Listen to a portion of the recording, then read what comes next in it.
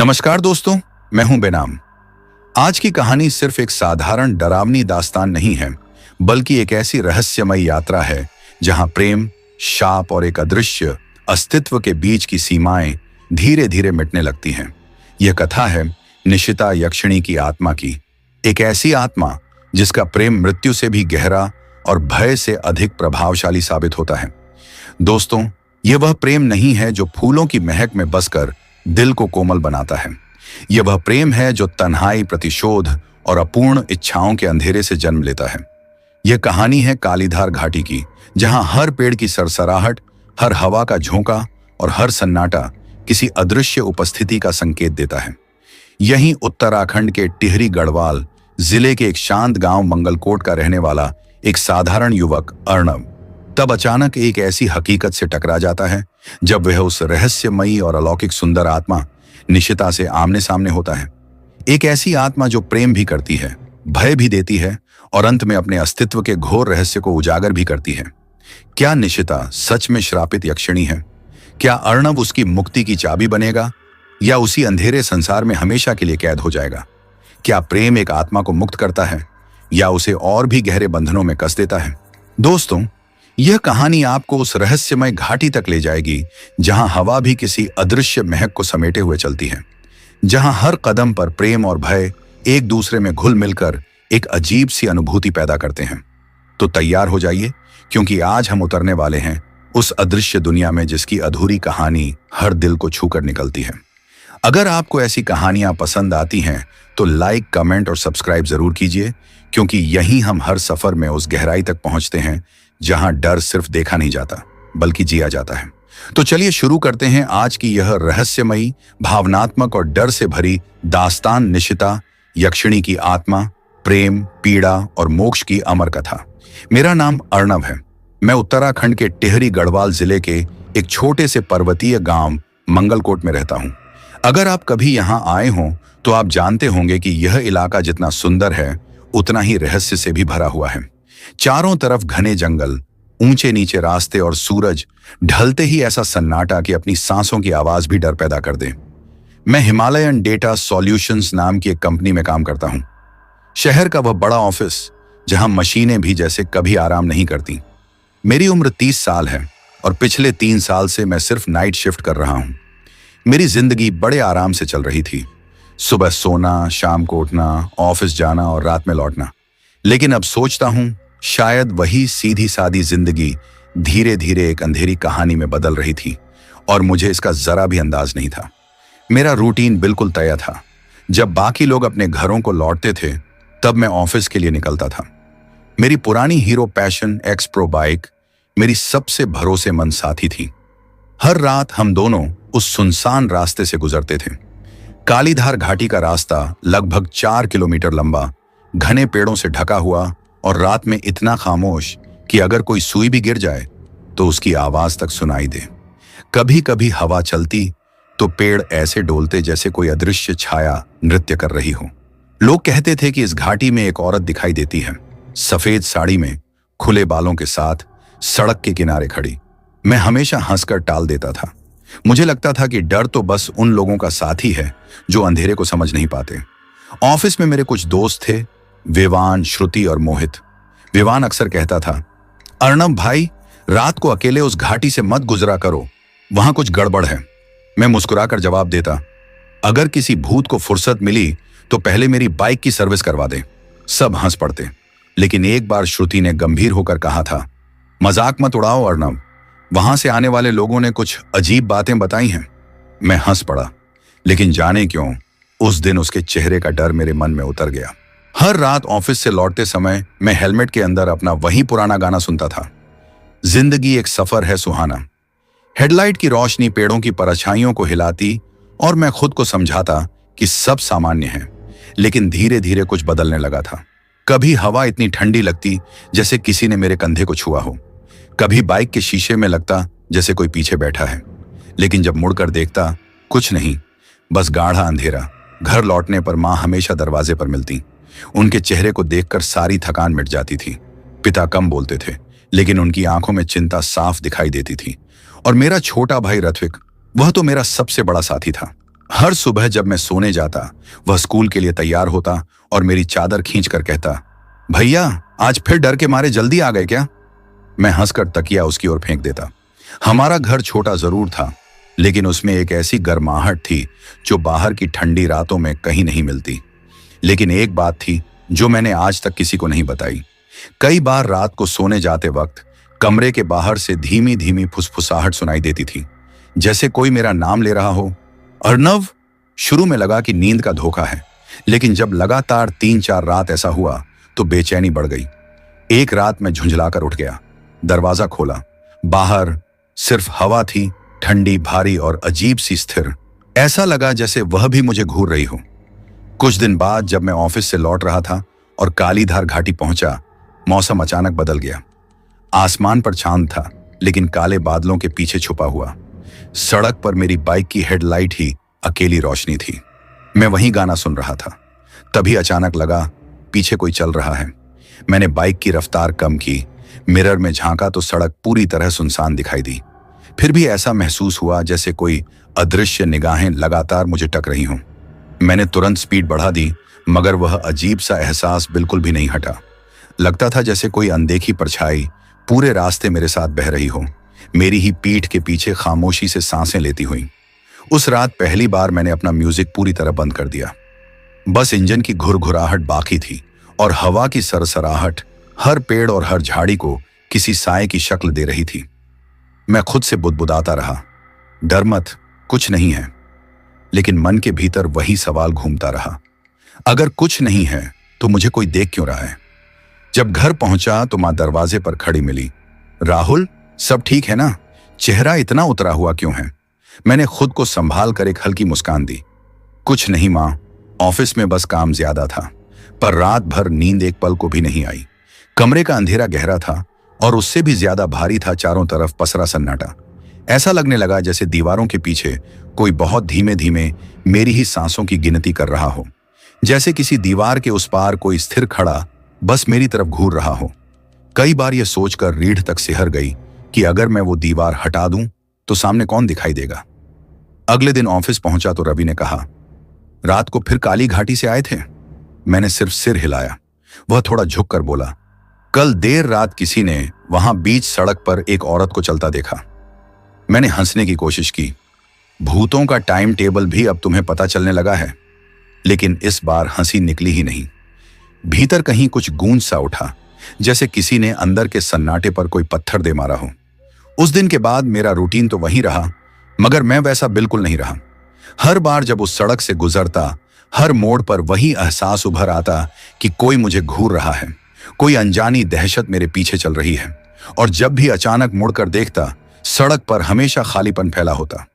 शायद वह सिर्फ डर नहीं था, शायद कोई वाकई था, किसी की ठंडी नजर जो मुझसे पहले ही मेरे रास्ते पर आ चुकी थी।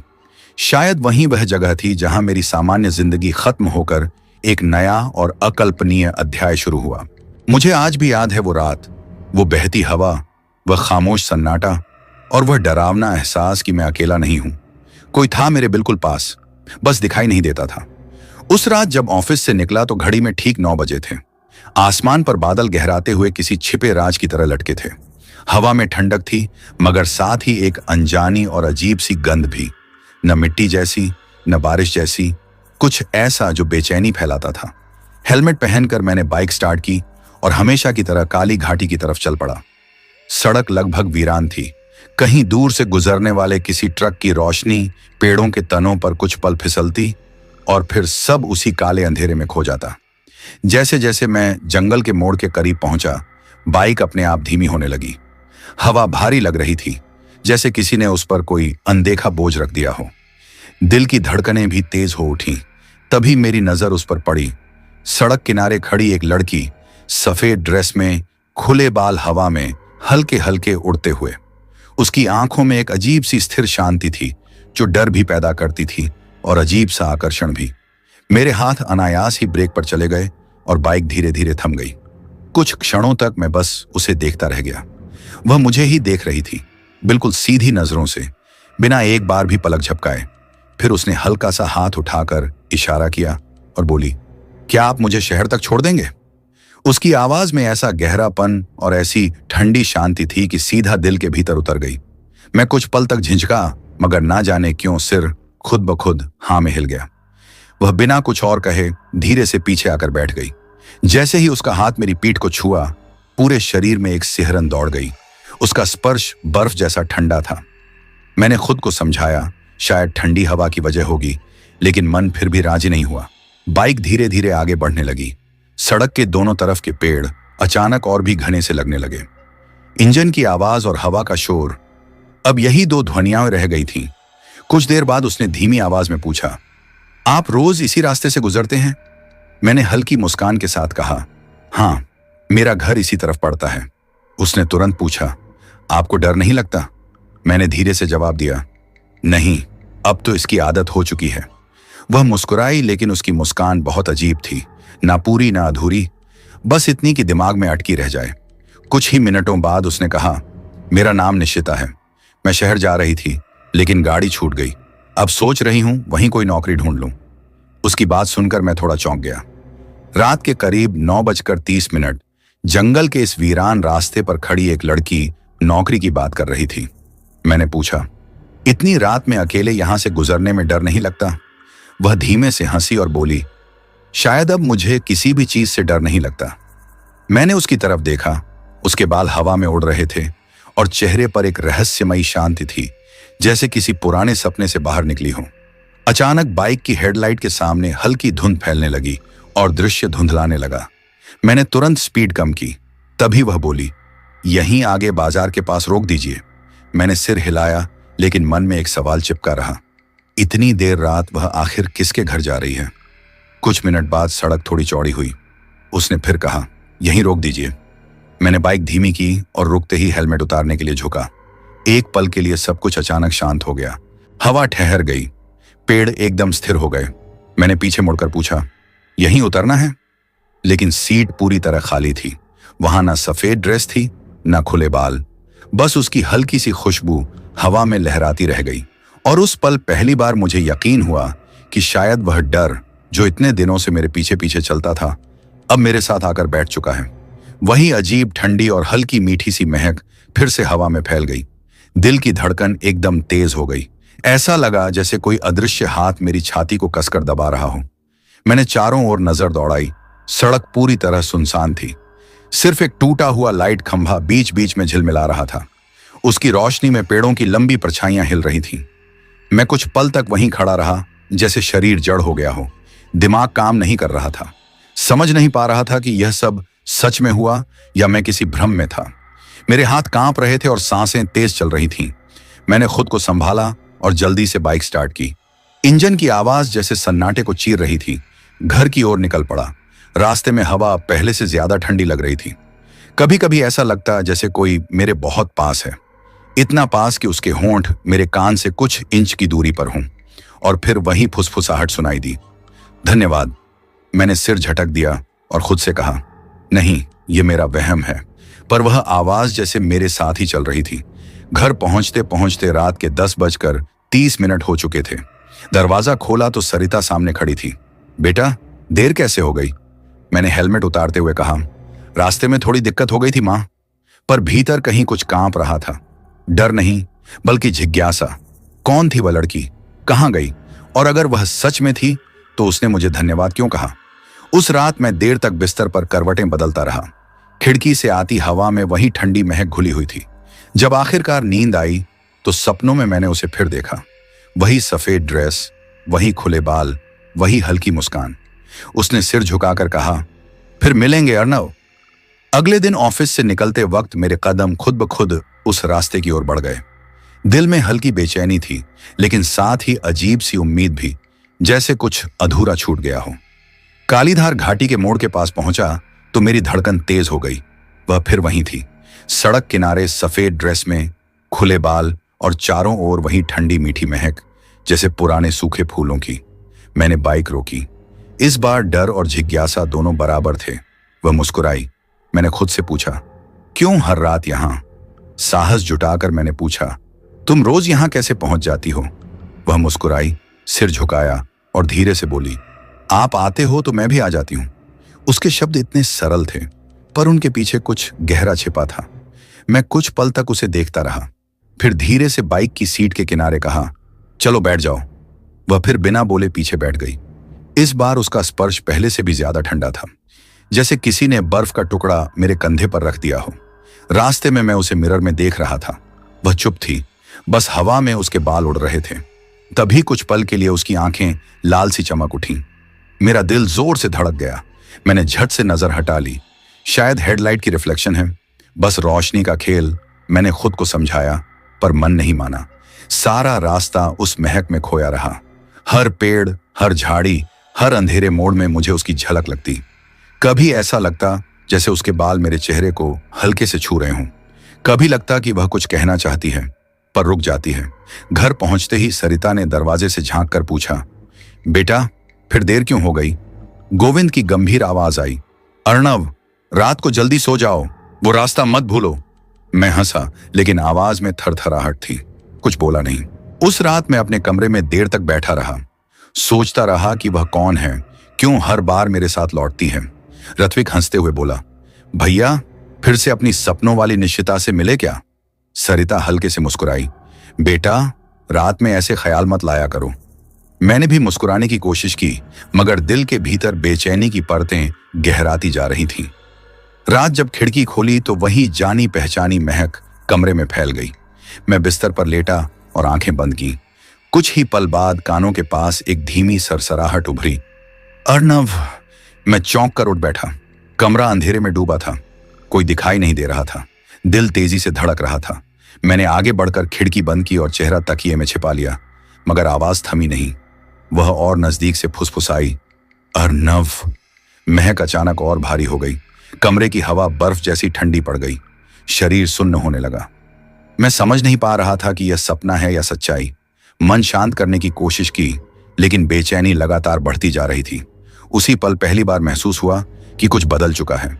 मैं अब सिर्फ देख नहीं रहा था, मैं उस रहस्य का हिस्सा बन चुका था। अब वह लड़की केवल मेरे सपनों में नहीं आती थी, वह हर रात, हर मोड़, हर अंधेरे में मेरा इंतजार करती थी।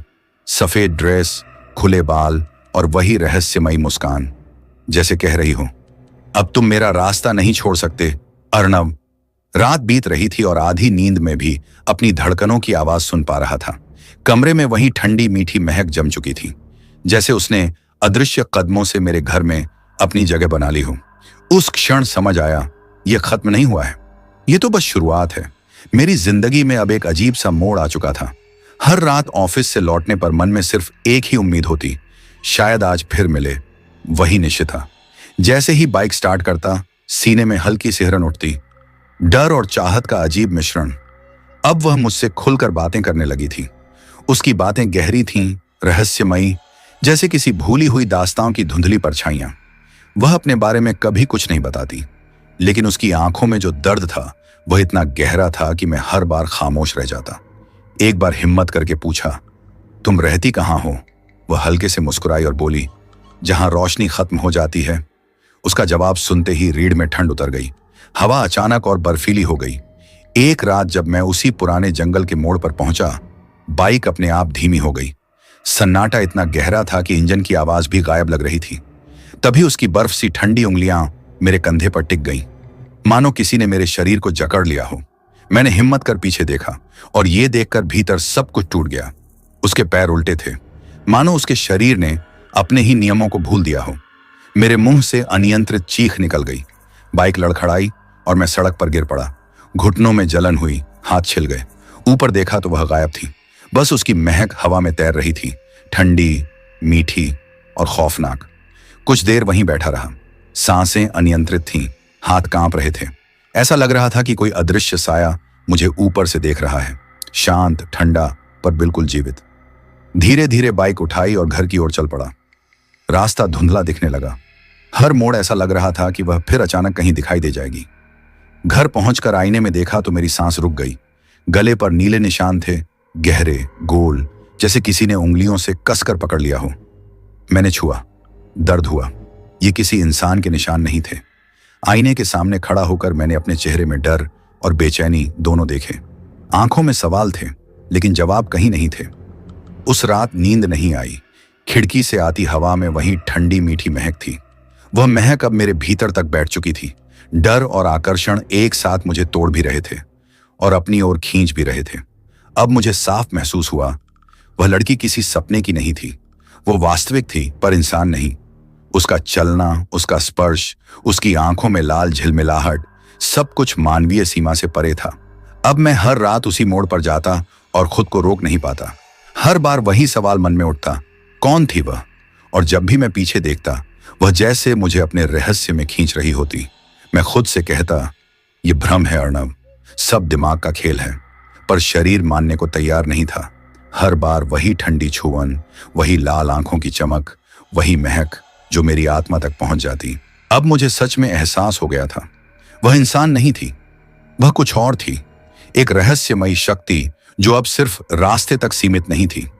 वह मेरे घर, मेरे सपनों, यहां तक कि मेरी रूह तक पहुंच चुकी थी। मैं डर और चाहत की उस अजीब स्थिति में फंस गया था।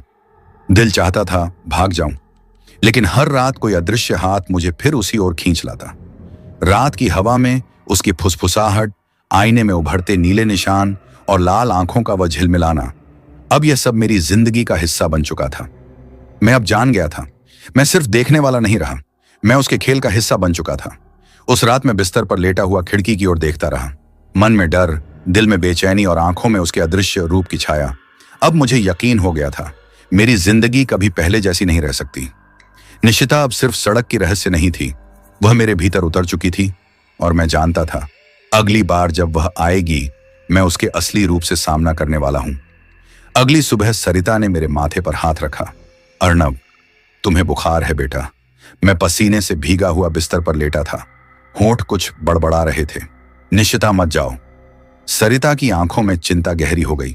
उन्होंने पंखा धीमा किया, पर कमरे की हवा अब भी ठंडी थी और उसमें तैर रही थी वही महक, मीठी, जानी पहचानी और डराने वाली।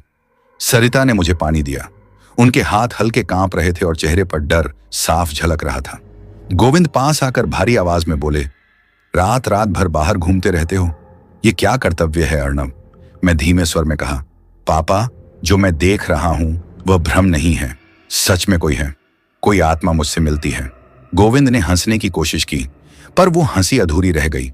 भूत प्रेत की बातें छोड़ो अर्णव, अब बड़े हो गए हो, काम पर ध्यान दो, दिमाग पर नहीं। पर घर का माहौल अब पहले जैसा नहीं था।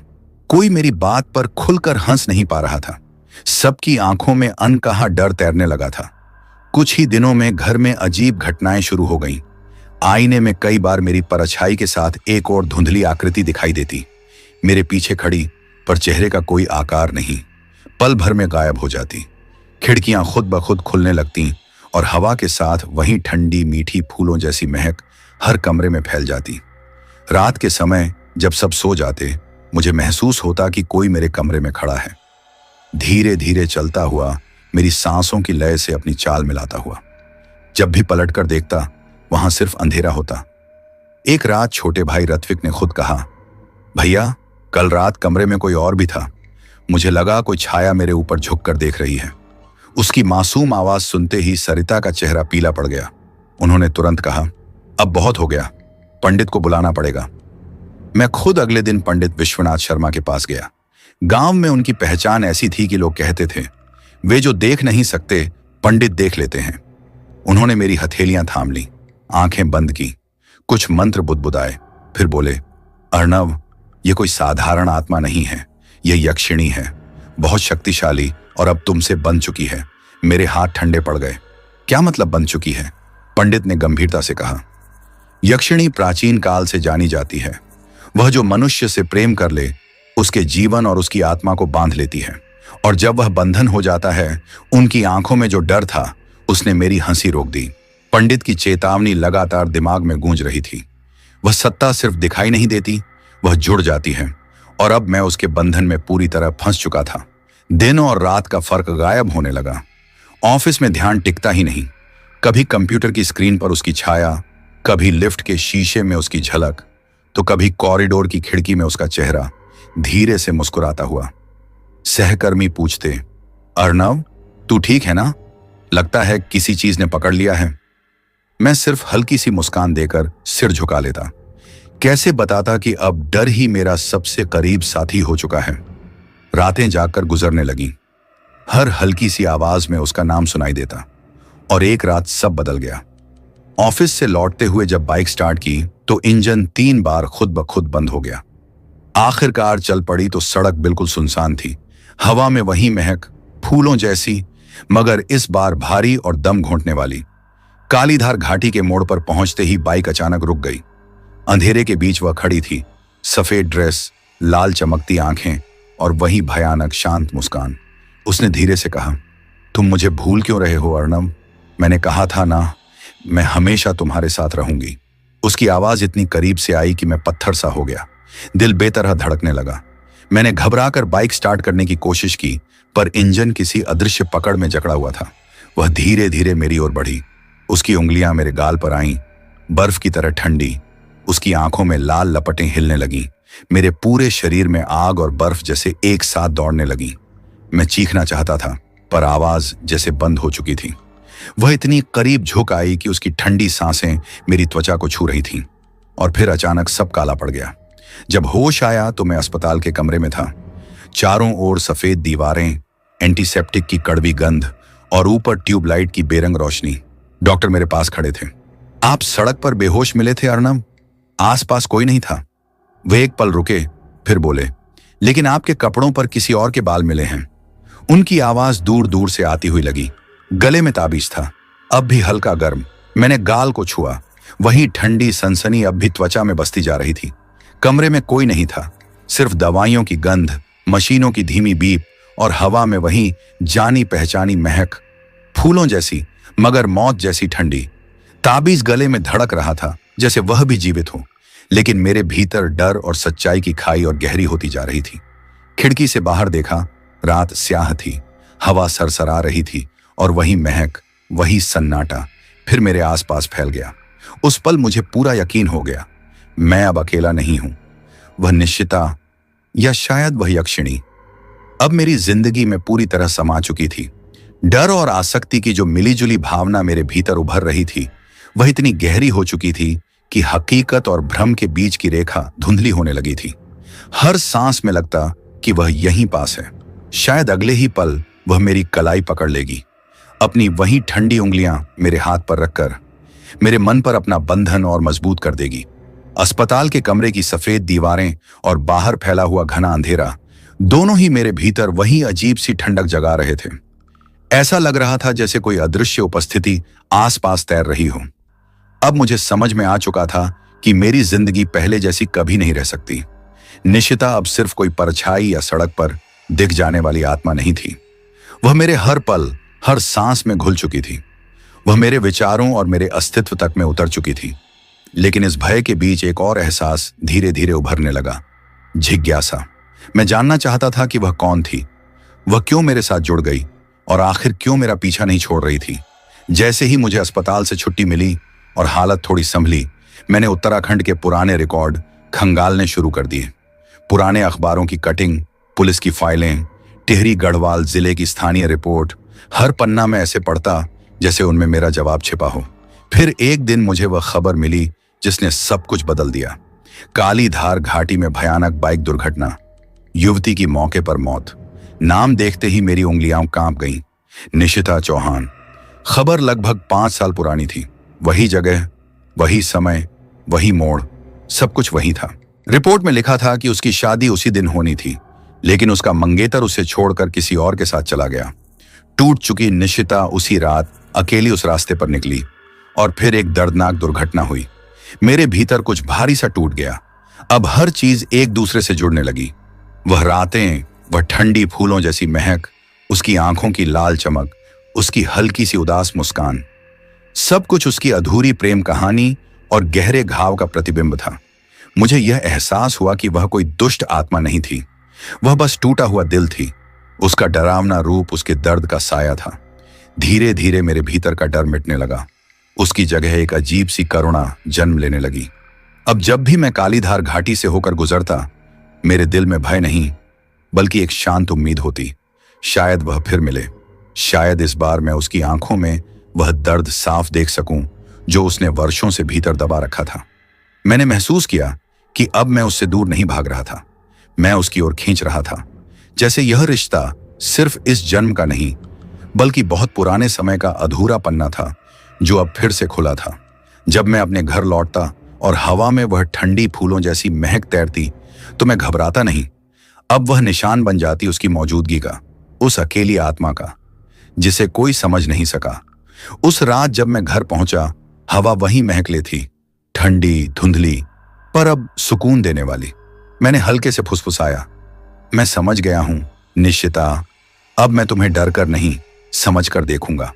हवा कुछ पल के लिए बिल्कुल ठहर गई और मुझे महसूस हुआ कि किसी ने मेरे कंधे को हल्के से छुआ हो, जैसे वह कह रही हो, धन्यवाद अर्नव। अब जब भी मैं कालीधार घाटी से गुजरता हूं, मैं सिर्फ रास्ता पार नहीं करता, मैं उसे महसूस करता हूं, उसकी उपस्थिति, उसका दर्द और वो अदृश्य बंधन जो अब मुझे उससे जोड़ चुका है। घर पहुंचते पहुंचते मैं पूरी तरह थरथरा रहा था। दरवाजा बंद करते ही ताबीज को हाथ में लिया। वह हल्का गर्म था, मानो किसी अदृश्य ऊर्जा से भरा हुआ। मैंने उसे कसकर पकड़ लिया और बिस्तर पर लेट गया, पर नींद कहां थी। जैसे ही आंखें बंद की, किसी ने धीरे से मेरे बालों को सहलाया। मैं झट से उठ बैठा। कमरे में कोई नहीं था, बस वहीं ठंडी फूलों जैसी महक जो हर सांस के साथ भीतर उतर रही थी। मैंने ताबीज और कसकर पकड़ लिया, पर भीतर एक अजीब मिश्रण था, डर और आकर्षण का। अब मुझे साफ हो गया था कि वह यक्षिणी मेरे घर में थी, मेरे आसपास और शायद मेरे भीतर भी। हर बार आंखें बंद करने पर ऐसा लगता कि वह धीरे धीरे मेरी आत्मा में उतर रही है। पंडित विश्वनाथ की चेतावनी लगातार मेरे दिमाग में गूंज रही थी। वह सिर्फ दिखती नहीं थी, वह जुड़ जाती थी। अब मैं उसके बंधन में बंध चुका था।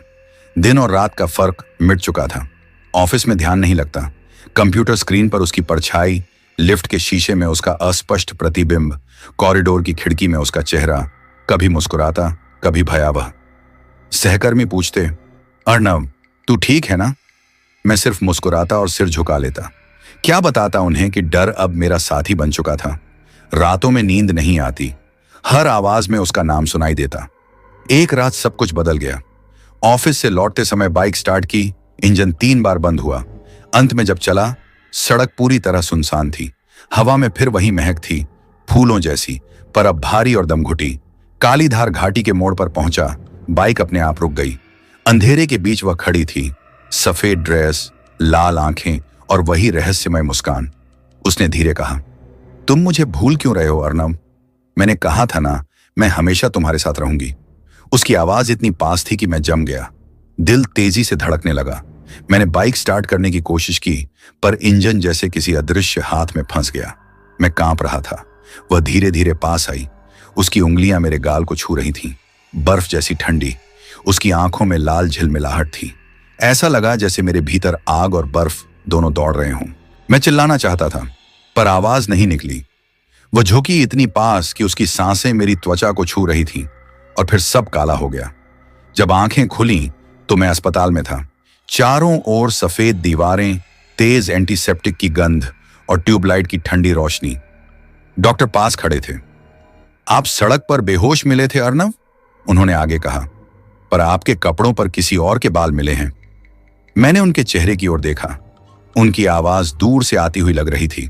गले में ताबीज था, अब भी हल्का गर्म। मैंने हाथ गाल पर रखा। वहीं ठंडी हवा अब भी बाकी थी। चारों ओर नजर दौड़ाई। कमरे में कोई नहीं था, पर हवा में वहीं पुरानी फूलों जैसी और मौत जैसी महक थी। पंडित का दिया हुआ ताबीज अब भी मेरे गले में था, गर्म और धड़कता हुआ, मानो जीवित। भीतर डर और सच्चाई की खाई गहरी होती जा रही थी। अस्पताल की खिड़की से बाहर देखा। रात पूरी तरह काली थी। हल्की सरसराहट और वही जानी पहचानी महक, ठंडी, मीठी और सन्नाटे से भरी। वह महक जैसे मेरी रूह में समा गई हो। उस पल मुझे यकीन हो गया कि अब मैं अकेला नहीं था। निशिता अब सिर्फ सड़क की रहस्य नहीं रही, वह मेरी जिंदगी में पूरी तरह उतर चुकी थी। डर और चाहत की मिश्रित भावना इतनी गहरी हो चुकी थी कि मैं अब वास्तविकता और भ्रम में फर्क नहीं कर पा रहा था। हर सांस में लगता कि वह यहीं है। अगले ही पल वह मेरे पास होगी, मेरे हाथ पर ठंडी उंगलियां रख देगी और मेरे मन पर अपना बंधन और मजबूत कर देगी। घर के मध्य में दिया रखा गया था। धूप की महक और धुएं की परतों ने पूरा कमरा ढक दिया था। पंडित ने मंत्र पढ़ना शुरू किया और हर धीमा उच्चारण जैसे कमरे की हवा को चीरता हुआ आगे बढ़ रहा था। माहौल अचानक भारी हो गया था। दीवारों में हल्की कंपकंपी होने लगी। जैसे जैसे मंत्रों की गति बढ़ी, वातावरण स्थिर हो गया। दिए की लौ हिलने लगी और फिर एकदम शांत। अचानक कमरा ठंडा हो गया और धुंध के बीच वह आकृति नजर आई। निश्चिता अब पहले जैसी बिल्कुल नहीं थी। उसके बदन पर चमकीले सुनहरे वस्त्र थे, मानो कोई रानी खड़ी हो, पर उसकी मुस्कान में एक ऐसा सिहरन थी जो हड्डियों तक कंपकंपी पहुंचा दे। उसकी आंखें सुर्ख थीं, भीतर आग की लपटें जलती हुईं और आवाज में कंपन था। वह एक कदम आगे आई और चीखी, अर्नव सिर्फ मेरा है। उसके बोलते ही कमरा जोर से कांप उठा। दीपक बुझ गए और चारों तरफ घना अंधेरा फैल गया। उसे कोई मुझसे दूर नहीं कर सकता। उसकी गूंज कमरे में फैलती गई।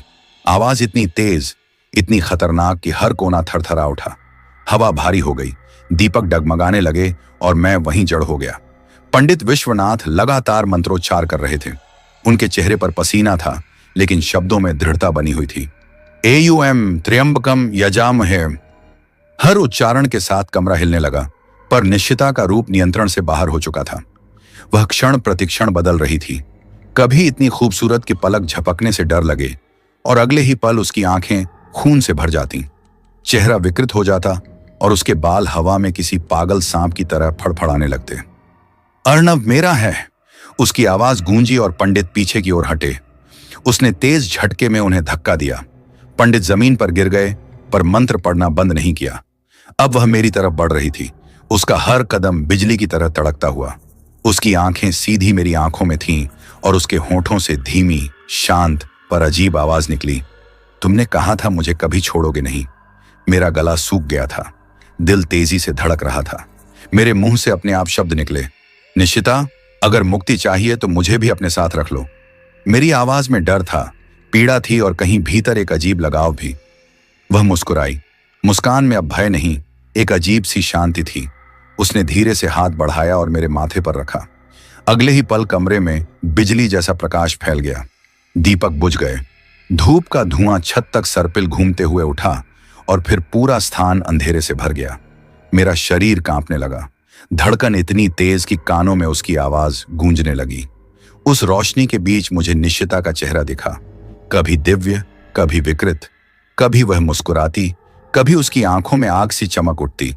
मैं महसूस कर रहा था कि वह मेरे भीतर उतर रही है।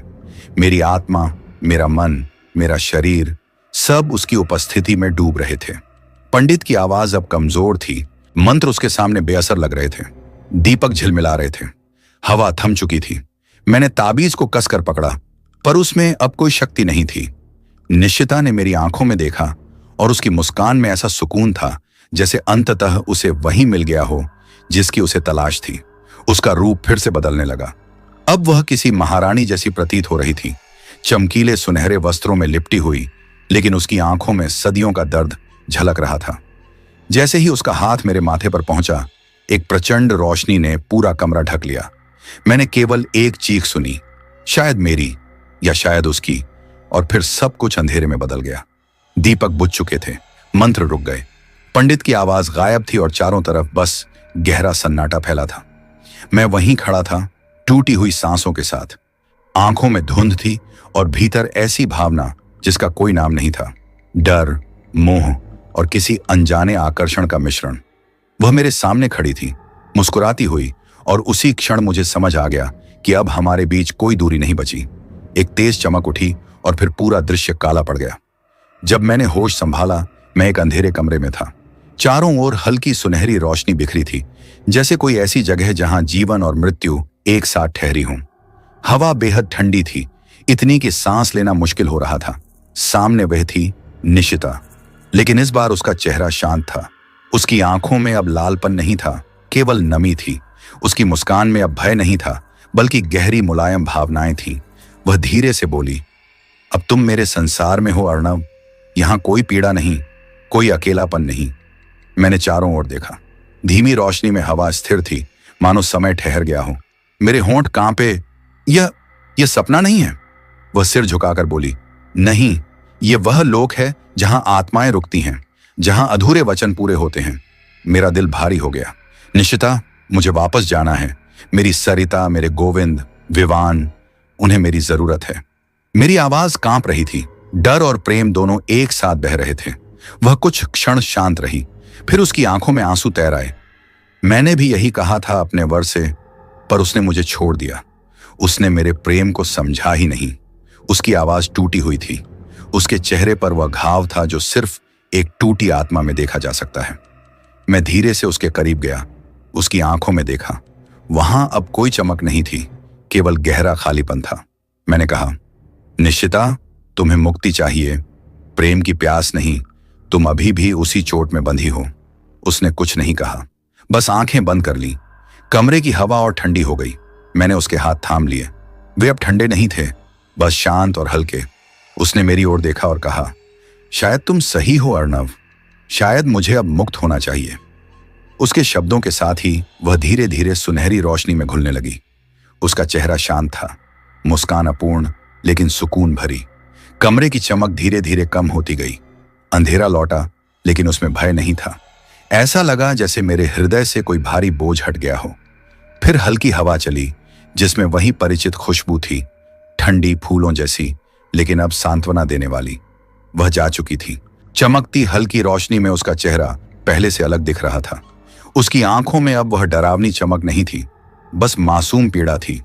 मैंने उसे पहली बार सच में देखा, किसी भूत के रूप में नहीं, बल्कि एक स्त्री के रूप में जो टूट चुकी थी, पर अभी भी प्रेम महसूस कर सकती थी। मेरे होंठ शांत स्वर में हिले, निश्चिता, तुम प्रेत नहीं हो, तुम बस अधूरी हो। अगर मैं तुम्हें समझ सकता हूं, तुम्हारे दर्द को महसूस कर सकता हूं, तो शायद मैं तुम्हें शांति दे सकता हूं। वह चुप रही। उसकी आंखों से एक बूंद धीरे धीरे गिर गई। उसकी आवाज बेहद धीमी और कांपती हुई थी। अर्णव, मुझे भूल पाना तुम्हारे लिए आसान नहीं होगा। धीरे से सिर हिलाया। मैं तुम्हें भूलना नहीं चाहता, लेकिन मुझे लौटना होगा। मेरी सरिता, मेरे गोविंद, विवान, उन्हें मेरी जरूरत है। वह मुझे एक तक देखती रही। उसकी आंखों में अब भय का कोई निशान नहीं था, सिर्फ गहरी टूटती हुई उदासी। उसके होंठ हिले, पर कोई आवाज नहीं निकली। उसी क्षण मुझे महसूस हुआ कि निशिता अब केवल कोई भटकी आत्मा नहीं थी, बल्कि एक पूरी कहानी थी, एक स्त्री की जिसकी जिंदगी आधे रास्ते में छिन गई थी। उसके बाद अचानक हवा में हल्का कंपन उठा। मेरे चारों ओर सब कुछ बदलने लगा। कमरा धुंध में घिर गया, जैसे मैं किसी और समय, किसी और संसार की ओर खींच रहा था। फिर अंधेरा धीरे धीरे हटने लगा और रोशनी की धड़कन सी चमक के बीच मैंने खुद को किसी पुराने कस्बे में खड़ा पाया। कच्ची पगडंडियां, मिट्टी की दीवारें, लकड़ी की खिड़की, और उस खिड़की से झांकती एक लड़की, निश्चिता। वह हंस रही थी। उसकी आंखों में मासूमियत का उजाला था। उसके बालों में गजरा, हाथों में मेहंदी और चेहरे पर शर्मीली चमक। वह किसी युवक से प्रेम करती थी। उसका चेहरा अब धुंधला था, पर उसकी ओर देखते हुए निशिता का चेहरा खिल उठा था। दृश्य बदला। विवाह का दिन था। दीपक जल रहे थे। घर में रौनक थी। वह दुल्हन बनी बैठी थी, लेकिन अचानक कोई खबर आई। लड़के वालों ने रिश्ता तोड़ दिया। दहेज कम है। मैंने देखा कि उसके चेहरे पर विश्वास की जगह टूटन उतर आई। वह उस युवक के सामने खड़ी थी, आंखों में पानी और होंठों पर बस एक सवाल, क्यों? पर उसे सिर्फ सन्नाटा मिला। फिर दृश्य बदल गया। काली धार घाटी, बारिश, सड़क पर घना अंधेरा। निशिता अकेली खड़ी थी, भीगी हुई, कांपती हुई, पर आंखों में एक अजीब दृढ़ता के साथ। उसकी आवाज फुसफुसाहट की तरह उठी, जिसने सच्चा प्रेम किया होगा वह मेरा होगा, चाहे इस लोक में चाहे अगले लोक में। वह रोती रही और फिर धीरे धीरे अंधेरे में समा गई। सड़क सुनसान हो गई, लेकिन हवा में उसकी वही महक तैरती रही, फूलों जैसी, ठंडी और अब मेरी दुनिया का हिस्सा। धुंध हटते ही मैं फिर उसी सुनहरी कक्ष में था। निश्चिता मेरे सामने खड़ी थी, शांत, नमी भरी आंखों के साथ। अब तुम जान चुके हो मैं कौन हूं, उसने धीमे से कहा। अर्णव, मुझे मुक्ति चाहिए, प्रतिशोध नहीं। मैं उसकी ओर बढ़ा। तुम्हें शांति तभी मिलेगी जब तुम खुद को माफ करोगी। प्रेम किसी को जकड़ता नहीं, वह मुक्त करता है। निशिता। वह कुछ क्षण मुझे देखती रही, फिर हल्का मुस्कुराई। अगर मुझे मुक्ति चाहिए तो किसी का प्रेम मुझे सच्चा मानना होगा।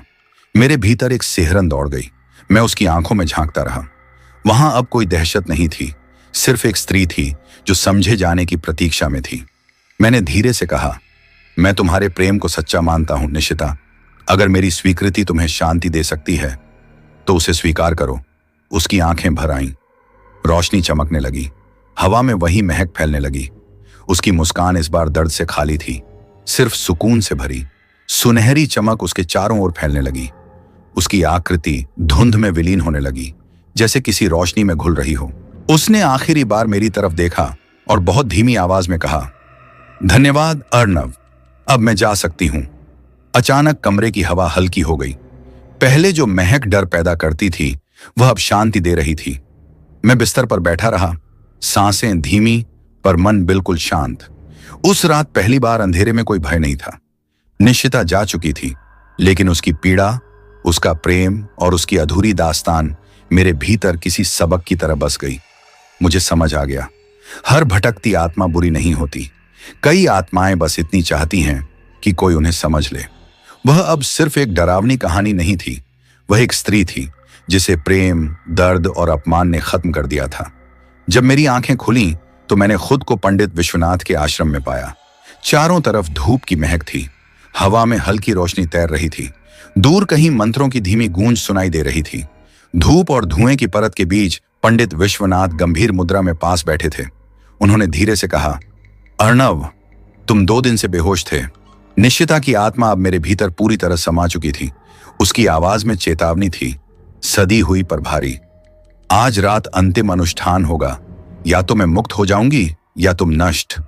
उस शब्द ने मेरे सीने में अजीब सिहरन पैदा कर दी। मैंने चारों ओर देखा। हवा में वही फूलों जैसी ठंडी महक तैर रही थी।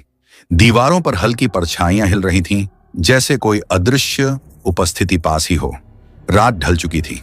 आश्रम का माहौल धीरे धीरे भयावह और रहस्यमय हो रहा था। पंडित अग्नि के चारों ओर बैठे थे। चारों दिशाओं में दीपक जलाए गए थे। धूप और धुएं का मिश्रण हवा में तैर रहा था। हर मंत्र की गूंज मेरे कानों तक नहीं, बल्कि मेरे दिल में उतर रही थी। जैसे जैसे मंत्र तेज हुए, मुझे महसूस हुआ कि कुछ मेरे भीतर हिल रहा है। निशिता की उपस्थिति अब सिर्फ हवा में नहीं, मेरे खून में भी समा गई थी। धीरे धीरे उसका स्वर मेरे कानों में गूंजने लगा। वह अब चीख नहीं रही थी, रो रही थी। उसकी आवाज डरावनी नहीं थी, बस दर्द और अधूरी पीड़ा से भरी हुई। मैंने आंखें बंद की। अनायास आंसू बह निकले। निश्चिता, मैंने रोते हुए कहा, मैं नहीं चाहता कि तुम ऐसे जाओ। मैं चाहता हूं कि तुम शांति पाओ। मैं तुम्हें मुक्त देखना चाहता हूं। मेरी आवाज कांप रही थी। डर था, पर साथ में सच्चाई और करुणा भी। पंडित ने मंत्र पढ़ना रोक दिया और गंभीर स्वर में बोले, प्रेम से ही आत्मा मुक्त होती है अर्णव, डर या शक्ति से नहीं। उनके शब्द हवा में गूंजे और मेरे भीतर उतर गए। मैंने हाथ आगे बढ़ाया। हवा में ठंडक महसूस हुई। वह थी। उसका चेहरा अब धुंधला नहीं था। आंखों में लाल चमक नहीं थी, बस मौन में उम्मीद थी। मैंने उसका हाथ थामा। उसकी उंगलियां अब बर्फ जैसी नहीं थीं, न पूरी तरह गर्म, बस हल्की कोमल, मानो किसी दुआ की तरह। मैं तुझे माफ करता हूं, मैंने कहा। मुझे तुझसे डर नहीं है, तेरे लिए दया है। तेरा दुख इस दुनिया ने दिया। निशिता, अब मैं तुझे रोकूंगा नहीं। जा, मुक्ति पा ले। मेरे शब्दों के साथ ही पूरे कक्ष में तेज रोशनी फैल गई। अग्नि ऊंची उठी। धुआं घूमता हुआ छत तक गया और पंडितों की आवाजें गर्जन की तरह गूंजने लगीं। मंत्रों की ध्वनि, अग्नि की लपटें और मेरे दिल की धड़कन सब एक साथ मिल गए। मैंने देखा निश्चिता की आकृति मेरे सामने थी। आंखों में दर्द नहीं था, चेहरा शांत, मुस्कान कोमल, वैसी जैसी शायद अपने जीवन में रही होगी। मासूम, भरोसे और बेहद सुंदर। धीरे धीरे उसने सिर झुकाया, जैसे मेरी बात स्वीकार कर रही हो। उसकी मुस्कान में राहत थी। फिर वह चमकती हुई रोशनी में विलीन हो गई। कमरा शांत हुआ। हवा हल्की हुई। धुएं की परतें मिटने लगीं। मैं वहीं बैठा रहा, हाथ अब भी फैला हुआ, मानो अभी भी किसी को थामे हुए हों। पंडित विश्वनाथ ने धीमे स्वर में कहा, देखा अर्णव, प्रेम और करुणा से ही आत्मा मुक्त होती है। तुमने उसे समझा, माफ किया। अब वह किसी भय या पीड़ा से मुक्त है। उनकी बात सुनते ही मेरे भीतर कुछ हल्का हो गया, जैसे कई वर्षों का बोझ उतर गया हो। पहली बार सांस लेते हुए मुझे लगा, अब डर नहीं, सिर्फ शांति है। अनुष्ठान खत्म हुआ। आश्रम का वातावरण पवित्र, शांत और ठंडा था। मैंने आंखें बंद की और भीतर सुकून महसूस किया, जिसे शब्दों में बयां नहीं किया जा सकता। अगले दिन जब मैं घर लौटा तो सब कुछ अलग था। कालीधार घाटी अब सामान्य लग रही थी। वहां कोई महक नहीं थी, ना कोई परछाई, ना कोई फुसफुसाहट। सरिता और रथविक के चेहरे पर राहत थी। सरिता ने कहा, बेटा अब सब ठीक है। गोविंद ने मेरी पीठ पर हाथ रखा और बस इतना कहा, अब चैन से जी ले अर्णव। उस रात जब मैं बिस्तर पर लेटा तो खिड़की से हल्की हवा भीतर आई। वही ठंडी हवा, वही एहसास, पर अब डर नहीं था, सिर्फ सुकून। मुझे लगा जैसे किसी ने मेरे कंधे को हल्के से छुआ। मैं मुस्कुराया और फुसफुसाया, निशिता अगर तू अब शांति में है तो खुश रहना। कमरे में फिर सन्नाटा था, सिर्फ दिल की धड़कन और हवा की धीमी सरसराहट। अगली सुबह मैं नदी के किनारे गया। हवा में धूप की गंध थी। मैंने ताबीज हाथ में लिया और कुछ पल उसे देखा। उसमें अब कोई गर्मी नहीं थी, बस शांति थी। मैंने आंखें बंद की और धीरे धीरे उसे पानी में छोड़ दिया। ताबीज धीरे धीरे डूब गया और पानी की लहरों में घुलता चला गया। मुझे महसूस हुआ डर खत्म हो चुका था। निश्चिता अब मेरे भीतर नहीं थी, पर उसकी कहानी, उसकी आत्मा और उसकी मुक्ति मेरे जीवन की सबसे सच्ची याद बन चुकी थी। मैंने ताबीज को हाथ में लिया, कुछ पल तक उसे देखा, फिर धीरे धीरे पानी में बहा दिया। सूरज की रोशनी पड़ते ही धातु हल्की हल्की चमकने लगी। पानी की सतह पर ताबीज घूमता हुआ बहता गया और दूर लहरों में खो गया। मेरे भीतर एक लंबी सांस भरी राहत उठी। मैंने सोचा अब सब खत्म हो गया। निशिता की शक्ति, उसका असर, वह ठंडी महक और बेचैनी सब बहते पानी के साथ डूब गई थी। मैंने सिर उठाया। आसमान शांत, हवा ठंडी, सब सामान्य लग रहा था। लेकिन जब मेरी नजर पानी पर गई और मैंने अपना प्रतिबिंब देखा तो दिल की धड़कन एक पल को रुक गई। पानी में मेरा चेहरा साफ और स्थिर था, पर उसके पीछे एक और चेहरा झिलमिला रहा था। वही मुस्कान, वही आंखें, वही निशिता। उसकी आंखों में अब लाल चमक नहीं थी, बल्कि कोमल सी रोशनी थी, जैसे किसी ने लंबा सफर तय करने के बाद सुकून पाया हो। वह मुस्कुराई और पानी की लहरों पर उसका चेहरा फैल गया, टूट गया, फिर दोबारा जुड़ गया। मैं एक कदम पीछे हट गया, पर पानी की सतह पर उसकी मुस्कान मेरे साथ चलती रही। वह जैसे कह रही थी, मैं जा चुकी हूं, लेकिन पूरी तरह नहीं। मैं फुसफुसाया, निशिता मैं जानता हूं तू अब शांति में है, बस अब मुझे अकेला छोड़ दे। पानी में उसका चेहरा कुछ देर तक बना रहा, फिर धीरे धीरे धुंधलाने लगा। बस लहरें रह गईं और हवा में वही फूलों जैसी हल्की महक। मैं खामोश खड़ा रहा। अंदर एक अजीब सा खालीपन और हल्का सा रहस्य घूम रहा था। मुझे समझ आया, मुक्ति और माया की सीमा कभी साफ नहीं होती। जो खत्म लगता है वह अक्सर किसी और रूप में हमारे आसपास रह जाता है। उस दिन से मेरी जिंदगी बाहर से सामान्य लगने लगी। ऑफिस, रात की शिफ्ट, वही रास्ते, वही लोग, लेकिन भीतर मैं बदल चुका था। डर अब उतना तीखा नहीं रहा, बस धीमी लहर की तरह भीतर गूंजता रहा। कभी कभी रात में खिड़की से आती हवा में वही महक लौट आती, फूलों जैसी ठंडी और परिचित। लेकिन अब भय नहीं, बल्कि एक अजीब अपनापन, जैसे कोई पुराना साथी हल्के से पास आकर खड़ा हो गया हो। कभी कभी सपनों में मैं उसे देखता। वह अब सुनहरे वस्त्रों में होती, शांत और स्थिर, मुस्कुराती हुई। पास आती, मेरी ओर झुकती और धीमे स्वर में कहती, मैं यही हूं अर्णव। उसकी आवाज में अब डर नहीं था, सिर्फ स्नेह। उसकी उपस्थिति अब किसी छाया जैसी नहीं, बल्कि किसी पुराने रिश्ते की तरह, जो शब्दों में नहीं पर दिल में हमेशा जिंदा रहता है। मैं कई बार सोचता, क्या वह सच में चली गई या अब मेरे भीतर बस गई है? मेरे विचारों, भावनाओं और आत्मा में यह सवाल हमेशा गूंजता, पर अब उसमें भय नहीं था, बस हल्की सनसनी, जैसे किसी पुरानी याद की फुसफुसाहट। कई महीने बीत गए और एक रात जब मैं ऑफिस के लिए निकला, वही पुराना रास्ता, कालीधार घाटी मेरे सामने था। हवा शांत थी, पेड़ों की पत्तियां ठंडी सरसराहट कर रही थीं। चांद बादलों के बीच से झांक रहा था। जैसे ही मैं उस मोड़ पर पहुंचा जहां पहली बार निशिता से मिला था, मेरी नजर ठहर गई। सड़क के किनारे वही जगह, वहां फिर एक आकृति, सफेद कपड़ों में खुले बालों के साथ, वही कोमल मुस्कान, वही आंखें। बस इस बार डर नहीं था। मेरे दिल में हल्की सिहरन हुई, पर अब डर नहीं, बस गहरी पहचान, पुरानी याद की गर्माहट। मैंने हल्के से मुस्कुराकर कहा, आओ बैठो निशिता। वह धीमे धीमे आगे बढ़ी और जैसे ही मेरे पीछे बैठी, हवा में वही जानी पहचानी महक फैल गई। फूलों की खुशबू, ठंडक और भीतर एक शांत सुकून। बाइक ने रफ्तार पकड़ी। रास्ता अंधेरा था, लेकिन मेरे दिल में उजाला था। हर मोड़, हर हवा का झोंका, हर पेड़ की छाया अब डर नहीं, बस रहस्यमय संतुलन। मैं समझ गया, कहानी खत्म नहीं हुई है। कुछ कहानियां कभी खत्म नहीं होती, वे बस रूप बदलकर हमारी जिंदगी का हिस्सा बन जाती हैं। और उस रात जब हवा में वही महक फैली, मुझे लगा निशिता अब कहीं बाहर नहीं, वह अब मेरे भीतर स्थायी रूप से जिंदा है, देगी और आपके दिल को गहरी सोच में डाल देगी। दोस्तों, यही थी निशिता यक्षिणी की आत्मा की कहानी। एक ऐसी दास्तान जहां डर, प्रेम और रहस्य एक साथ चलते हैं, जहां हर चीख में अधूरी मोहब्बत की गूंज है और हर परछाई में कहानी जो अब भी अधूरी है। कालीधार घाटी अब सिर्फ सड़क नहीं रही, वह प्रतीक बन गई उस अदृश्य सीमा का जहां इंसान और आत्मा की दुनिया मिलती है। रात की हवा में अब भी वही फूलों जैसी महक है, वही ठंडी सिहरन, वही अदृश्य स्पर्श। और शायद अगर आप कभी उस रास्ते से गुजरे तो आपको भी महसूस हो कि कोई आपके करीब है, कोई जो अब भी इस लोक और उस लोक के बीच भटक रही है। निशिता जो प्रेम में बंधी और मुक्ति में घुली हुई आत्मा बन गई। खाने का पर्दा गिरता है, पर हवा अब भी बोलती है, पेड़ अब भी हिलते हैं, किसी के फुसफुसाते स्वर में अब भी वही शब्द सुनाई देते हैं, अर्णव, मैं यहीं हूं। तो दोस्तों, अगर आपको यह कहानी पसंद आई हो तो चैनल को सब्सक्राइब करें। यहां हर हफ्ते हम लाते हैं ऐसी ही डरावनी, रहस्यमय और सिहरन पैदा करने वाली कहानियां, जहां हर किरदार अपनी छाया छोड़ता है और हर कहानी आपके दिल की धड़कन बढ़ा देती है।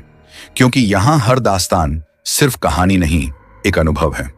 मिलते हैं अगली बार एक नई रहस्यमय और खौफनाक कहानी के साथ। धन्यवाद।